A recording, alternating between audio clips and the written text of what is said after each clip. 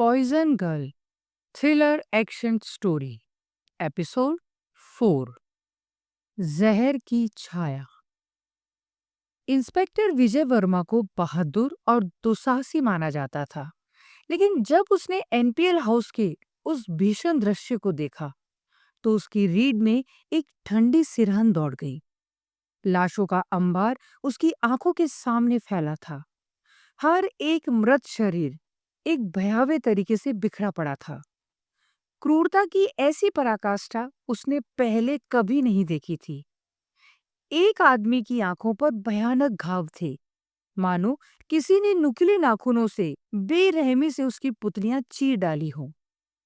इतनी बर्बरता तो शायद कोई धारदार हथियार भी इतनी आसानी से नहीं कर पाता। सुपरवाइजर कुछ आधे घंटे पहले ही अस्पताल पहुंचा था और विजय को वहां से एनपीएल हाउस आने में मुश्किल से 10 मिनट लगे थे। यानी किसी ने महज 1 घंटे से भी कम समय में हथियारों से लैस इन गार्ड्स को निर्ममता से मौत के घाट उतार दिया था। ये केवल हत्या नहीं थी, बल्कि एक सोची समझी बर्बरता थी। एनपीएल हाउस का मालिक रंजीत सिंह शहर के सबसे रसूखदार व्यक्तियों में से एक था। उसकी फार्मास्यूटिकल कंपनी देश की अग्रणी कंपनियों में गिनी जाती थी। मारे गए सभी लोग उसके निजी गार्ड्स थे, जो इस महलनुमा इमारत की सुरक्षा के लिए तैनात किए गए थे। परंतु आज वह सुरक्षा की बजाय एक अज्ञात हत्यारे की क्रूरता का शिकार बन गए थे। इंस्पेक्टर विजय की नजर रंजीत सिंह पर पड़ी, जो अपने जुड़वा भाई उमेश के निर्जीव देह को अपलक निहार रहा था। उसकी आंखों में अविश्वास और वेदना का मिला-जुला भाव था। इंस्पेक्टर विजय ने सतर्कता से पूरे क्राइम सीन का मुआयना किया। कोई भी सुराग उसकी पैनी नजरों से बच नहीं सकता था। फॉरेंसिक टीम को सूचना पहले ही भेजी जा चुकी थी और मीडिया की गाड़ियां भी जल्द ही यहां पहुंचने वाली थी। विजय जानता था कि अब ये मामला केवल कानून का नहीं रह जाएगा, बल्कि एक सनसनीखेज खबर बनकर उभरने वाला था। उसने गौर किया कि हत्या में जहरीले डार्ट्स का इस्तेमाल किया गया था। इतना घातक जहर कि पीड़ितों को बचने का अवसर तक नहीं मिला।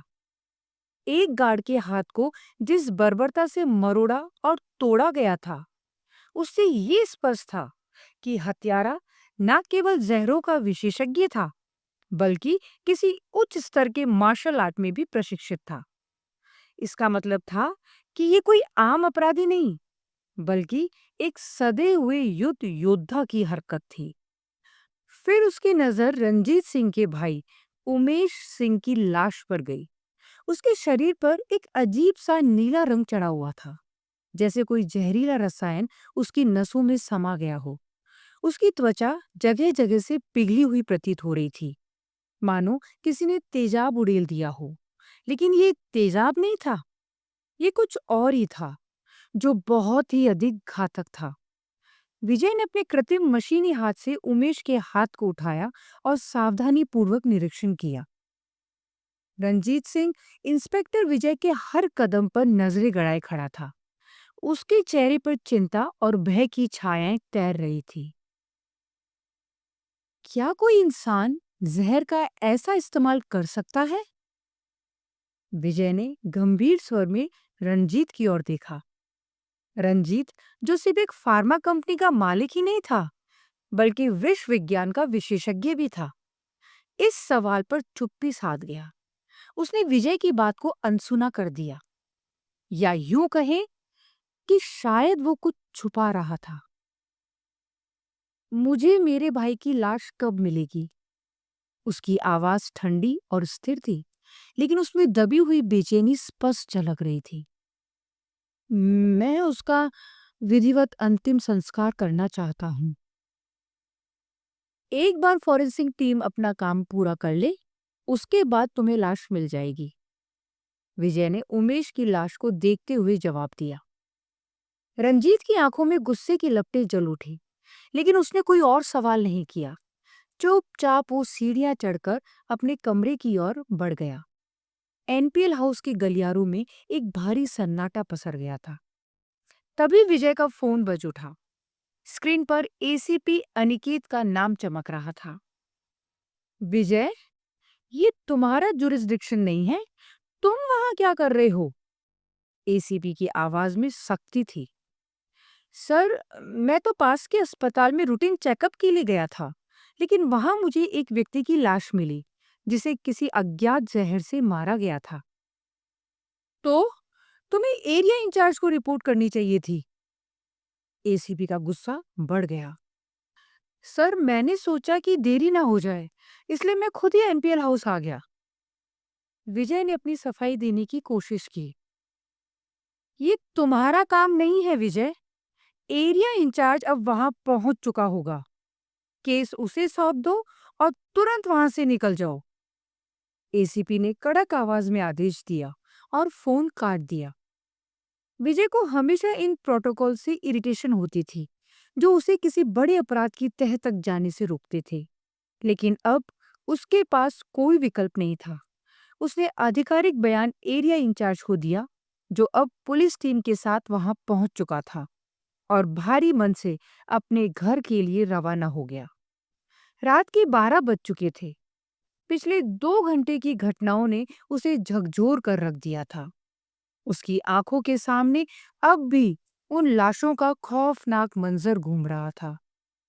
उसने मन ही मन उन सुरागों को जोड़ना शुरू किया। 2 गार्ड्स को गोली मारी गई थी, और वो भी उनके ही एक साथी की गन से। इसका मतलब था कि हत्यारे ने तीसरे गार्ड को काबू में किया, उसका हाथ तोड़ा और उसी की बंदूक से 2 अन्य गार्ड्स को गोली मार दी होगी। फिर उस तीसरे गार्ड को किसी ऐसे जहर का डोज दिया जिससे वो कुछ ही पलों में तड़प तड़प कर मर गया। इतना घातक जहर, शायद कोबरा का जहर भी इतना असरदार नहीं होगा। विजय मन ही मन बुदबुदाया। उसका मन कह रहा था कि ये मामला साधारण कत्ल का नहीं, बल्कि किसी गहरे षड्यंत्र का हिस्सा है, और इस षड्यंत्र की डोर कहीं ना कहीं रंजीत सिंह और उसकी फार्मा कंपनी से जुड़ी हुई थी।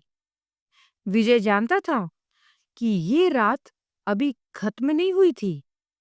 ये तो बस शुरुआत थी।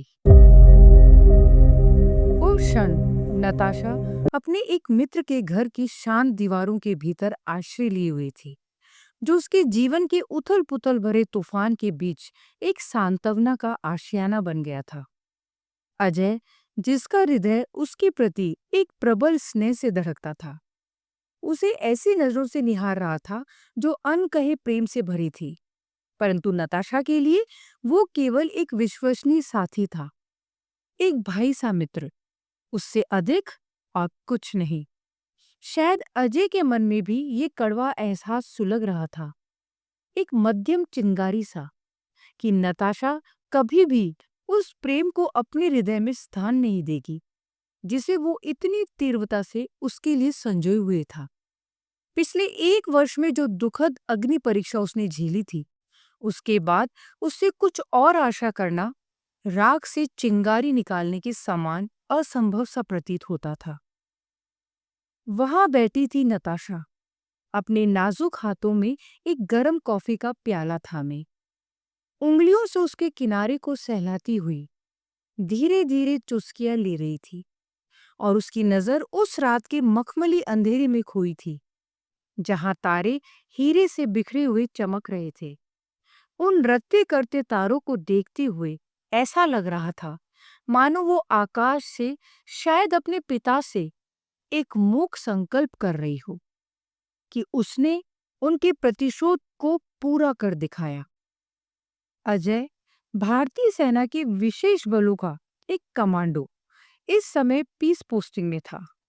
नताशा को निहारते हुए उसके सामने पिछले 1 वर्ष की घटनाएं सजीव हो उठी, जैसे कोई पुरानी किताब के पन्ने पलट दिए गए हों। कैसे नताशा एक दयनीय हालत में उसके पास पहुंची थी। उसने बताया था कि उसके पिता ने उसे बहुत सारा विष दे दिया था, ताकि वो उन गुंडों की क्रूरता से बच सके और एक सम्मानजनक मृत्यु को प्राप्त कर ले। हालांकि शायद उन गुंडों को ये नहीं पता था कि उसके पिता ने उसे वो विशेष द्रव्य दे दिया था जिस पर वे गुप्त अनुसंधान कर रहे थे। एक ऐसा पदार्थ जो किसी भी मनुष्य को जीवित जहर में बदल देता था।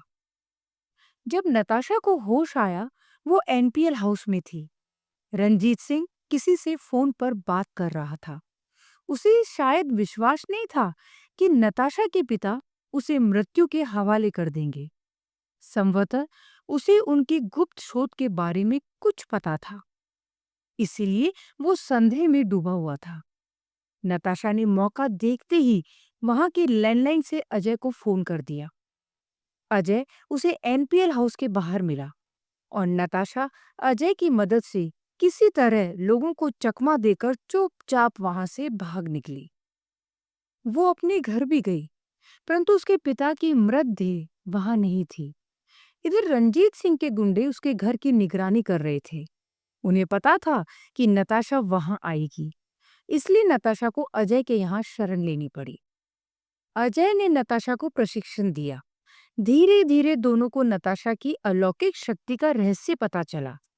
नताशा एक जीवित जहर थी, एक पॉइजन गर्ल, एक ऐसी युवती जो चाहे तो केवल अपनी नजरों से किसी को मृत्यु दे सकती थी। वो चाहे तो अपने नाखूनों की खरोंच से विष फैला सकती थी। उसके खून की एक बूंद भी किसी घातक अम्ल से कम नहीं थी। परंतु इस जहर के पीछे छिपी थी वो मासूम लड़की जिसे अजय हमेशा से चाहता था। अजय नताशा को अपनी जीवन संगनी बनाना चाहता था। जब उसे पहली बार पता चला कि नताशा को छूना मृत्यु को आमंत्रित करना था, तो उसके पैरों तले की जमीन खिसक गई। उसे लगा कि वो कभी भी नताशा को अपनी पत्नी नहीं बना पाएगा। लेकिन धीरे धीरे उसे पता चला कि नताशा अपने भीतर के जहर को नियंत्रित कर सकती थी। यदि वो ना चाहे तो उसे छूने या आलिंगन करने से उसका विष संचारित नहीं होता। तब अजय के मन में नताशा के प्रति वही पुरानी भावनाएं फिर से जाग उठी। नताशा का एकमात्र लक्ष्य था रंजीत सिंह को मारकर अपने पिता का बदला लेना। वो अब पूरा हो चुका था। अब अजय उसे कहीं और ले जा सकता था। नताशा का ये रहस्य कि वो एक पॉइजन गर्ल थी, इसे भी छिपाया जा सकता था। अजय नताशा को निहार रहा था, जो उस क्षण केवल आकाश को ही ताक रही थी। उसके मन में क्या चल रहा था, ये शायद अजय को नहीं पता था। इस कहानी का अगला मोड़ कितना खतरनाक होगा, इसका अनुमान उस समय ना तो अजय को था और ना ही नताशा को।